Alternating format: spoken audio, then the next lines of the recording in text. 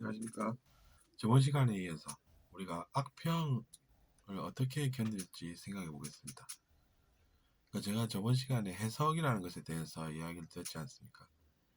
그것은 이제 세 사람으로 우리가 정해서 생각해 볼 수 있습니다. 악평을 이야기하는 사람과 그 악평의 대상자, 그리고 그것을 바라보는 사람, 이렇게 세 명이 존재합니다. 그것을 바라보는 사람은 있는 그대로의 현실을 바라보게 됩니다. 그래서 이제 객관적으로 생각할 수가 있다는 것이죠.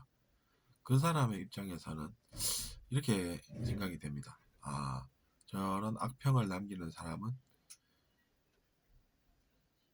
그 악평의 대상이 되는 사람을 이야기하고 있어. 근데 왠지 그 사람을 나쁘게 보려는 의도가 있지 않나 싶은 그런 모습을 보여. 그 사람이 지금 악평을 하고는 있지만, 근데 그럼 그 사람은 왜 집착이 저렇게 강한 것처럼 느껴질까? 내가 볼 때는 악평을 남기는 사람이 집착이 있는 게 확실히 느껴져. 어쩌면 저 사람은 자기 자신의 나쁜 모습을 말하고 있는 건 아닐까?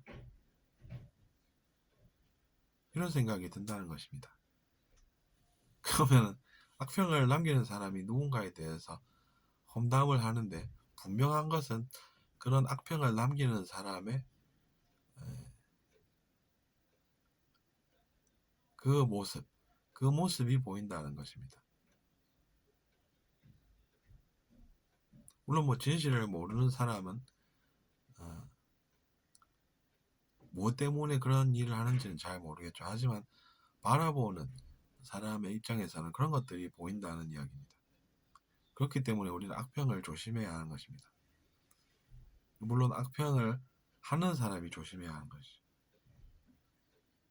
물론 그의 말도 이유가 어느 정도 있을 수 있는 것이죠. 그럼 이제 그런 개선점이 있다라고 하면 그, 어, 그 개선점이 악평의 대상이 되는 그 사람에게 내가 개선점이 있구나 라고 생각해서 이제 개선이 이루어질 수는 있다는 이야기입니다.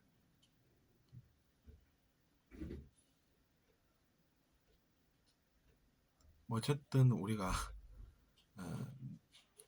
뭔가 나쁘게 보고 이야기하면은 자기 자신의 집착이 거기에 묻어난다는 이야기입니다.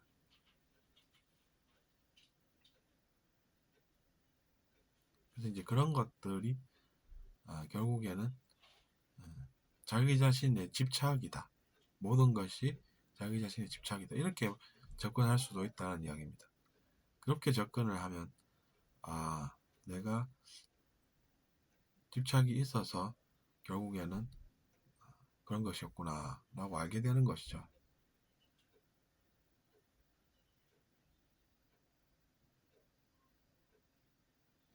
그렇기 때문에 우리는 집착이라는 것에 대해서 생각할 수가 있다는 이야기입니다. 집착이라는 것은 뭔가 자기 자신을 끌어당기는 힘입니다. 자기 자신이 뭔가를 얻는다라고 착각하는 것이 근데 문제가 되는 것이죠. 내가 집착해서 뭔가를 나는 얻어 이렇게 생각할 수가 있다는 것입니다. 근데 결국에는 이제 그 집착이 자기 자신을 끌어당기기 때문에 그것으로부터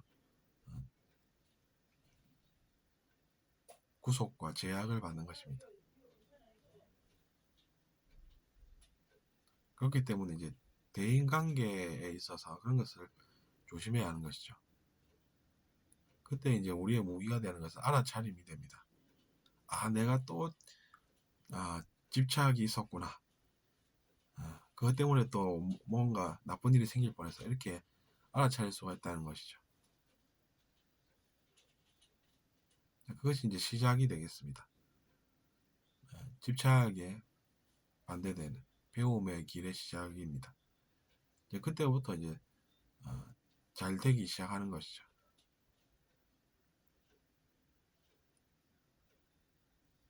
그렇게 살면서 자기 자신이 바라본 진실이 차곡차곡 쌓일 수 있게 됩니다. 그런 것들이 쌓이면 나중엔 그 아는 그 사실만, 즉 있는 그대로를 이야기만 해줘도 상대방이 들어보고 정말 그렇구나 이렇게 생각할 수가 있다는 것이죠. 그건 인생에 도움이 된다는 것은 생각보다 의미가 클 수도 있습니다.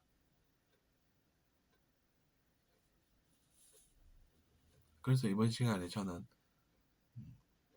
악평이라는 것에 대해서 어떻게 하면 해결을 할 수 있을까를 같이 고민해보는 시간을 가졌습니다.